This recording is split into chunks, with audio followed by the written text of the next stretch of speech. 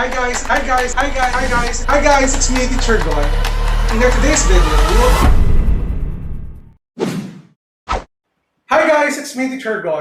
In our today's video, we will talk about the second part of the conic section in the pre-calculus, which is the parabola. So without further ado, let's do this topic.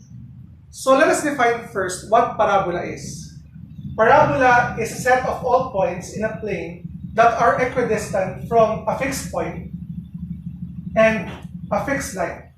So later on, we will talk about the fixed point and the fixed line. Kasi ang target natin ngayon, guys, is to be familiar with the different parts of a parabola at yung different standard equations of a parabola at yung kanyang orientations when it comes to the graph of the parabola. So let's start with this graph para punta natin different parts. Now, as you can see, guys, yung parabola natin, it opens upward. And medyo familiar kayo sa ganitong klaseng graph kasi napag-aralan nyo na ng grade 9 kayo na yung topic nyo ay quadratic function, in which when you graph a quadratic function, it will give you two different types of parabola. One parabola that opens upward, and the other parabola, it opens downward. But in this case, para sa ating lesson when it comes to parabola in the conic section, meron kayong four different orientations. Merong upward, downward, at merong pa-sideways. So let's start with this kind of parabola. So itinatawag natin dito kaninang fixed point. Yung fixed point natin is your focus. Ang tanong dito, sir, nasaan ang focus ng isang parabola? Ang focus ng isang parabola ay ito. This is your focus. Yung tinatawag naman natin fixed line ay yung tinatawag nating directrix. Ito yung directrix natin. Ngayon, sir, how can we distinguish if that line is the directrix? Yung condition kasi dito, guys, sa ating directrix, sa ating focus, they are equidistant sa ating tinatawag na vertex. So, nasan po yung vertex natin? Yung vertex natin ito, yung ino-consider na lowest point or highest point ng isang parabola, in which, since yung ating parabola, it opens upward, automatically, this vertex is the lowest point in the graph of a parabola. So, ito tinatawag nating vertex. Currently, guys, yung ating graph, yung vertex niya is at the origin, in which the coordinates of that vertex is 0, 0. So again, so punta tayo dito a parabola is a set of all points in the plane that are equidistant from a fixed point and a fixed line. Ngayon, mapapansin nyo guys, equally measure ng distance ng focus going to the vertex and vertex to the directrix. Parehas yung size nila. So we already have the three different parts of a parabola. We have the focus, which is the fixed point. Meron tayong tinatawag na fixed line, which is yung directrix. At yung pangatlo natin ay yung tinatawag natin vertex. So meron pa tayong kasunod. Another part of the graph of a parabola ay yung tinatawag naman natin axis of symmetry. Again, axis of symmetry. Ano yung purpose ng axis of symmetry? Let's say for example, you have this kind of parabola. Yung axis of symmetry natin ay perpendicular sa ating directrix. At kapag dumaan siya sa vertex, nahati niya into two equal parts yung isang parabola. Magkakaroon ngayon ng mirror effect. So, nasan dito yung ating axis of symmetry? Currently, guys, since yung ating graph ay, yung ating vertex ay nasa origin, automatically, yung ating y-axis, this y-axis, is your axis of symmetry. Pero kung wala naman kayo sa mismong origin, possible na ganito yung magiging itsura niyan, guys.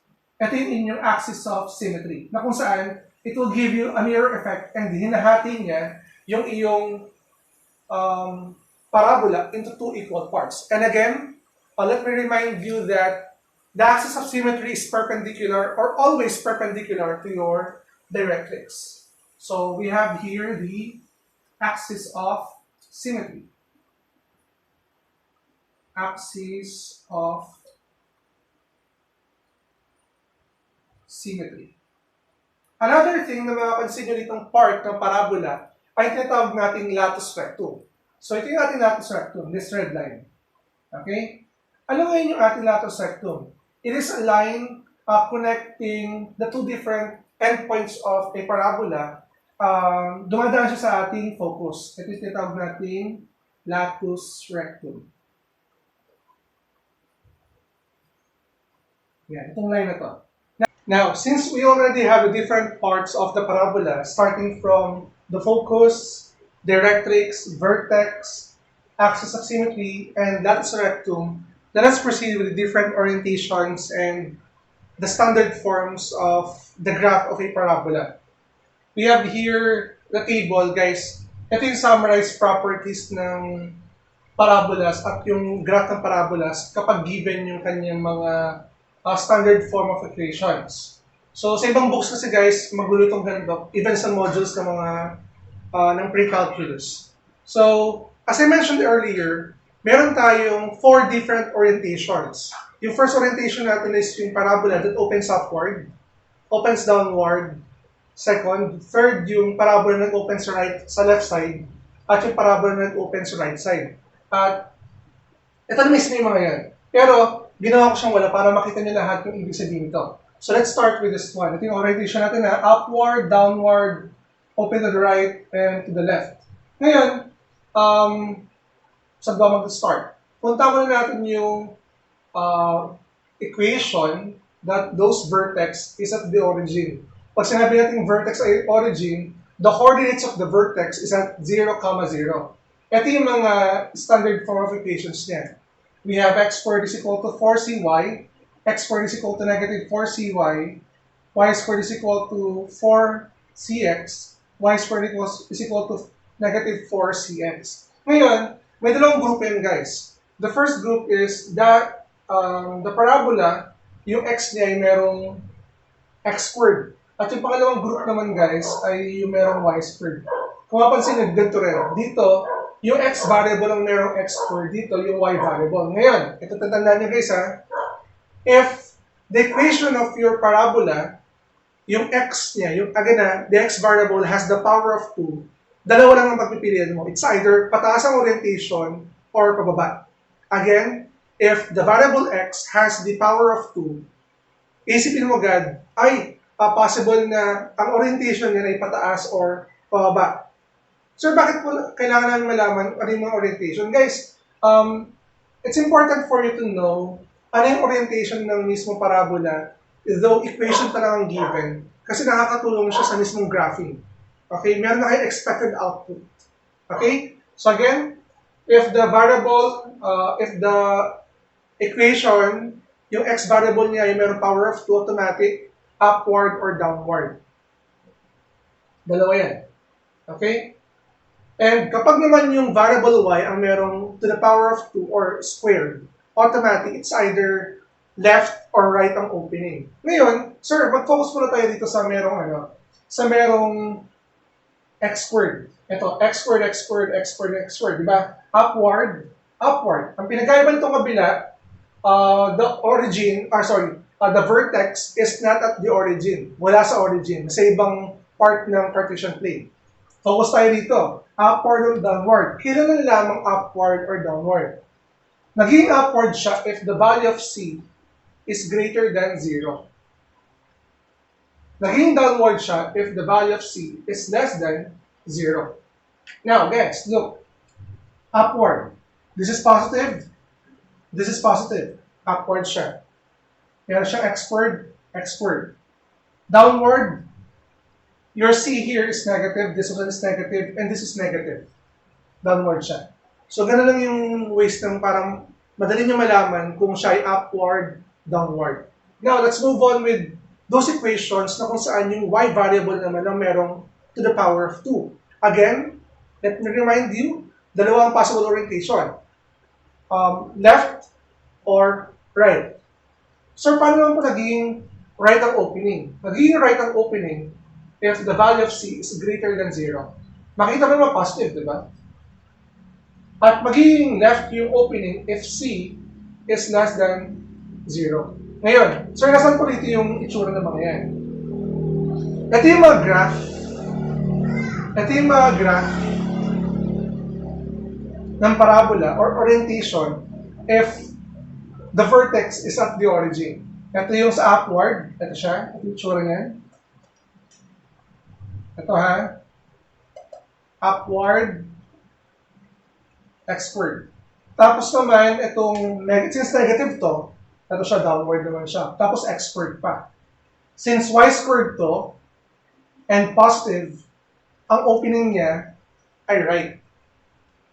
Since y squared to, at negative, ang opening niya ay sa left. Ito siya.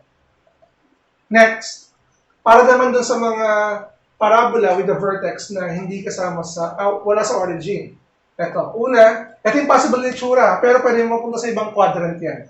Upward because x squared, tapos this is positive. Downward because x squared, and this is negative. Tapos, ito naman, y squared positive, so ang opening ay right. This one, y squared, yung y ang merong square, tapos negative. So, sorry. This one should be, let me correct this one. This parabola should open, correction lang tayo. Ang opening dapat ito ay sa left. Yan. Okay.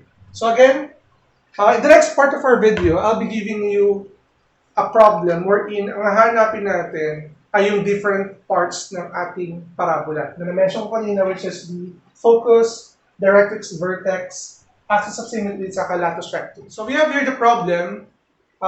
Determine the focus and directrix of the parabola with the given equations, sketch the graph, and indicate the focus and directrix. Ngayon guys, we are given two different equations wherein pinapahanap sa atin sa focus, directrix, pero isama na rin natin si axis of symmetry, tapos yung endpoints ng latus rectum for us to sketch the graph.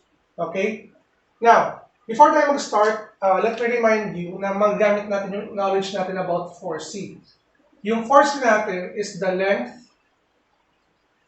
of latus rectum.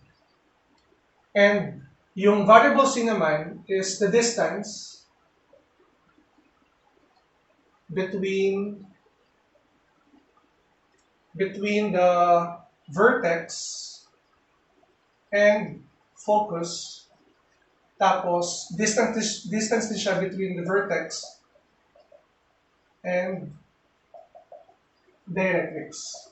Dito na maggamit natin itong variable C. Now, ano muna natin para mag-graph natin ito. Una, orientation muna tayo guys. Saan ba yung opening ng parabola? In number 1, we have y squared is equal to 16x. Again, look, this one, yung variable y niya, yung merong squared.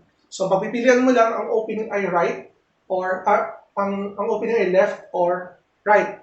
Ngayon, paano ako mag-decide if the opening is on the left or right? Look at the value of 4C. Yung 4C natin ay yung 16. If this is positive, ang opening natin ay papunta sa right. Lagay muna natin dyan. Okay? Para meron agad tayong palatandaan. Dito naman, we have 3x squared is equal to negative 12y. Yung x variable natin na merong square. So, it's either up or down. Ngayon, paano tayo mag-decide to upward or downward? Look at this one. If this is negative, ang orientation natin or opening natin ay downwards. Kasi pag positive siya, upward. And negative, so downwards tayo.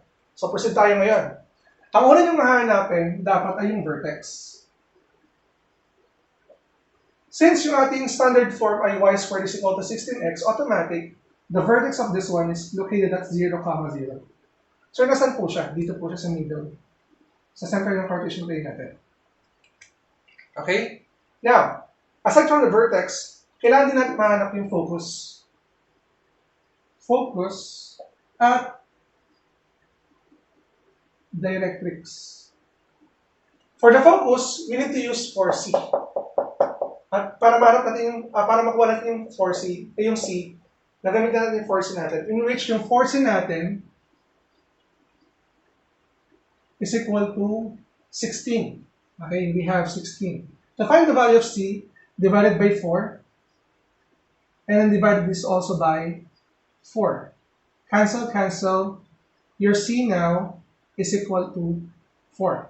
Ito yung value ng C na meron tayo. Ngayon, anong purpose ng C na to? Sabi ko sa inyo kanina, your C is the distance between the vertex and focus and vertex and directrix. Imagine yung opening natin ay papunta sa right. Yung opening natin ay sa right. This is your vertex. Yung focus natin ay nasa loob. So to find the focus, using the value of C, mag-move tayo ng 4 units papunta mula sa left papunta sa right. So mula rito, 1, 2, 3, 4. Ito ngayon yung location ng inyong focus in which ang kanyang coordinates ay 4, 0. So yung focus natin ay 4, 0. And as for the directrix, syempre sa labas siya ng ating parabola. Papunta tayo ngayon sa left with 4 units. So meron tayong 1, 2, 3, 4. Ang ating directrix ay hindi isang point. Siya ay isang line. So we will draw. Broken line na lang tayo dito.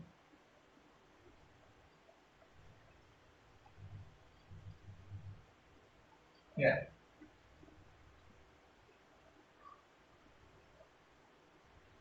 Paano ngayon yung equation ng ating directrix? Your directrix is x is equal to, this is negative 4.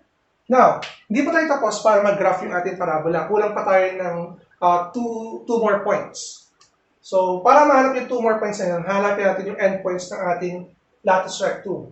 Since yung ating latus rectum is 4C, which is 16, kailangan lang natin makuha yung 2C natin. Okay, di ba? 2C.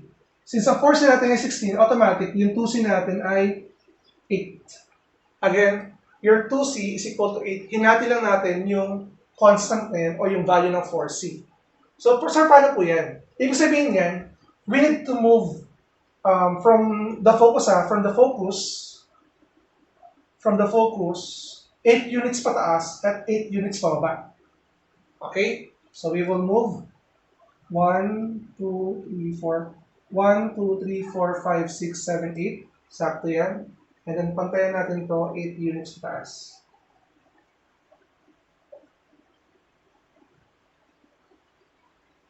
Okay.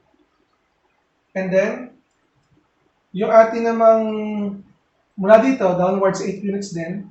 1, 2, 3, 4, 5, 6, 7, 8. So, sakto. Tapat lang natin. Okay. Another 8 units.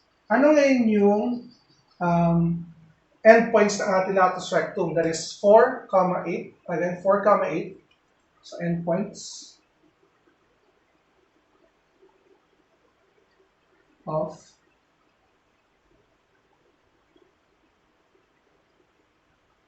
endpoints are 4, 8 and 4, negative 8. Ito ngayon yan. Negative 4, 8. Tapos, this is 4, 8. So, ang gagawin natin ngayon dito, gamitin natin 3 points sa labas para mapag-draw tayo ng parabola. Dadaan yan dito. Okay. Ito naman, dadaan siya dito. Yan guys. Tapos yung ating line dito, siyempre natin yung line. Ito na yung itsura ng ating parabola. So, let me erase this first kasi nakakagulo siya. Okay, we have the focus, vertex, directrix, endpoints of latus rectum. So, let's move on with item number 3. For item number 3, guys, ito na. Ang orientation natin ito pababa. Okay? Since ito yung ating equation, 3x squared minus 12y, yung ating vertex is automatically ay nasa 0, 0. Ito yung ating vertex. Now, ang next step natin, kunin natin yung ating focus and directrix. For the focus, guys, ang focus natin, that is focus natin ay, kailangan natin kunin yung value ng 4C. So, balik ko na ito guys, basta downwards tayo. yung value ng ating 4C is equal to negative 12, right? So this is negative. Hindi pa tayo tapos, guys. May gagawin pa tayo. Kailangan muna gawin natin itong x squared na yan. So para magawa natin yan, you need to divide 3x squared. 3x squared is equal to negative 12y. We will divide this by 3, and we will divide this by 3. Cancel, cancel. Your standard form now is transformed as x squared is equal to, this is negative 12 divided by 3, that is negative 4y. So what we will do, erase natin to.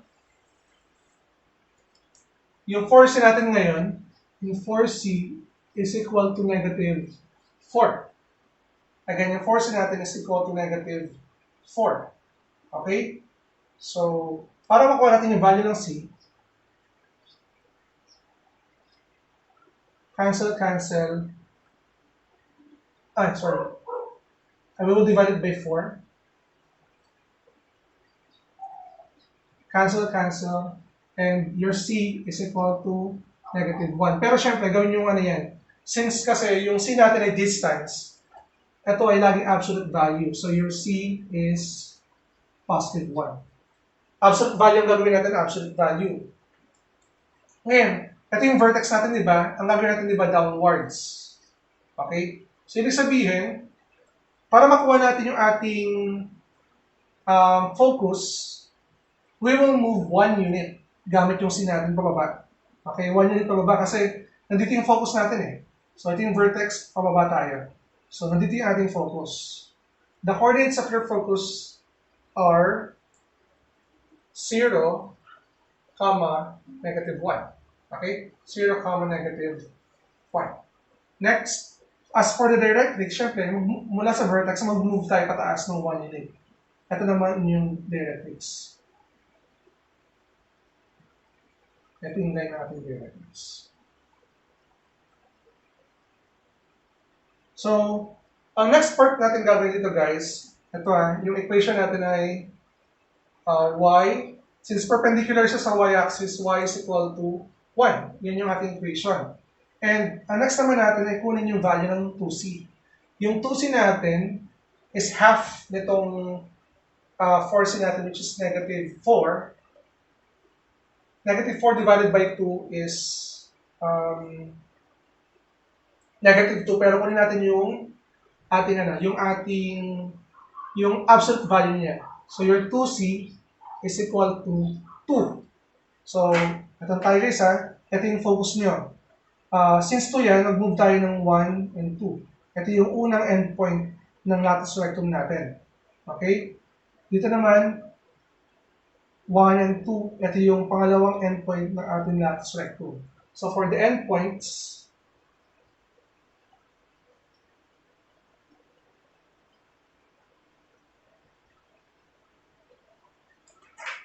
ang kanyang unang endpoint ay 2, negative 1. We have 2, negative 1 and negative 2, negative 1. Yan. Again, para natin nakuha yung latus rectum natin, kinuha natin yung value ng 2c, which is half of the 4c, which is negative 2. Since distance siya, ginawa natin absolute value. So from the focus, nag-move tayo ng 2 units sa right and 2 units to the left. So pwede na mag-draw ngayon ng parabola. Yan. So dito sa gitna natin line. And this.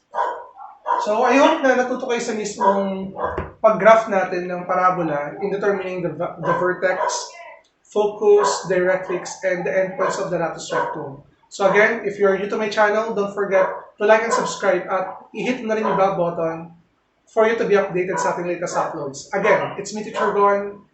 Maraming salamat. Bye-bye!